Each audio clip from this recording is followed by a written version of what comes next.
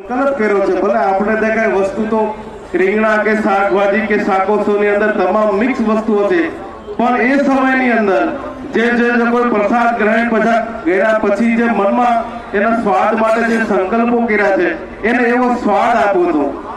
એવું ભગીરથ કાર્ય ભગવાનની એ સમયની શરૂઆતથી અને ધીમે ધીમે પૂર્વ વક્તાઓએ કીધું કે જ્યાં જ્યાં મંદિરો અને વ્યવસ્થાઓ ગામડે ગામડે આવા વિશેષ સમયની અંદર ભવ્ય મનોરથ અને શાકોત્સવનું આયોજન થાય છે। સાથે સાથે પૂજ્ય લાલજી મહારાજની ઉપસ્થિતિની અંદર સુરત શહેરના આંગણે આવું ભવ્ય અને દિવ્ય વ્યવસ્થા અને અવડા મોટા મહાજનમેદનીની વચ્ચે કોઈ પણ પ્રકારની અશાંતિ અને કોઈને પણ ક્ષતિ દુઃખ ન પહોંચે એવું ભવ્ય અને દિવ્ય વાતાવરણ જોઈ ઘણી બધી પ્રેરણા મળે છે અને ઘણું બધું શીખવાની પણ જરૂર છે।